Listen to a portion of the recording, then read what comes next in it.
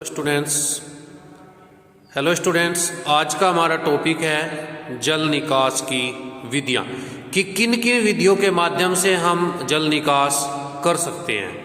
जैसे हमने सिंचाई की विधियां पढ़ी थी, उसमें भी हमारी दो प्रकार की विधियां आई थी, पृष्ठीय सिंचाई और अधोपृष्ठीय सिंचाई। उसी प्रकार से हमारा जो सिंचाई की विधियां होती है, उसी प्रकार से हम इन दोनों विधियों के माध्यम से जल निकास भी करते हैं। जैसे पृष्ठीय जल निकास, ये जल निकास की वह विधि है जिसमें हम भूमि की सतह पर भरे हुए जल को अपने खेत से अलग करते हैं। इसके लिए हम सबसे पहले स्थायी नालियां बनाते हैं। स्थायी नालियां हम वो बनाते हैं जो हमारी स्थायी होती है, जिनको हम हमेशा अपने यूज करते हैं जल निकास करने के लिए। और ये ऐसे क्षेत्रों में बनाई जाती हैं जहाँ पे जल निकास की समस्या अधिक होती है, हमें वर्ष भर जल निकास करने की जरूरत पड़ती है।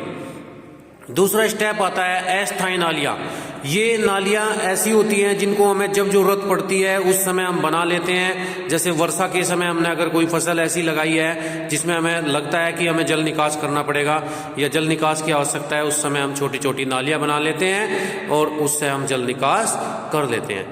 तीसरा स्टेप आता है कट आउट नालियाँ। ये नालियाँ वे नालियाँ होती हैं, ऐसे क्षेत्रों में बनाई जाती हैं जहाँ पे पास में या तो नहरें हों या तालाब हो, जहाँ से पानी रिस के हमारे खेत में पहुँच जाता है। तो उस स्थिति में हम कटआउट नालियाँ बनाते हैं। ये नालियाँ हम नहर और अपने खेत के बीच में बनाते हैं, गहरी नालियाँ बनाते हैं, जिससे हमारा जो रिसाव होता है नहरों से, तालाबों से जो रिसाव होता है वो पानी इसमें इकट्ठा होता रहता है और फिर उसको हम मुख्य नाली से जोड़ते हुए किसी ऐसे पानी के स्रोत से जोड़ देते हैं जो खेत से गहरा होता है, या नालों से जोड़ देते हैं जिससे हमारा पानी अलग हो जाता है खेत से।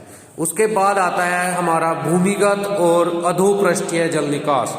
इसमें हम जो जल निकास करते हैं वो भूमि के नीचे की सतह से करते हैं, यानी कि भूमि की सतह में जो पानी भरा हुआ है या भूमि की सरफेस पे जो पानी भरा हुआ है उसको अंदर ही अंदर मिट्टी की सतहों से ही हम बाहर निकाल देते हैं। इसके लिए हमारा टाइल ड्रेन आता है, जिसमें हमारी मिट्टी की बनी हुई टाइल्स होती हैं जो छिद्रयुक्त होती हैं। उनमें से उन छिद्रों से होता हुआ पानी जो हमारी टाइल्स होती हैं के अंदर जो स्पेस होता है खाली, उसमें पहुंचता है और उनको मुख्य नाली से जोड़ते हुए अपने खेत से अलग कर देते हैं। तो ये टाइल ड्रेन होती है। नेक्स्ट आता है पाइप ड्रेन। इसमें हम लोहे या प्लास्टिक के छिद्रयुक्त पाइप का प्रयोग करते हैं और उनको या तो किसी घास फूस से ढक देते हैं और उसके ऊपर अपनी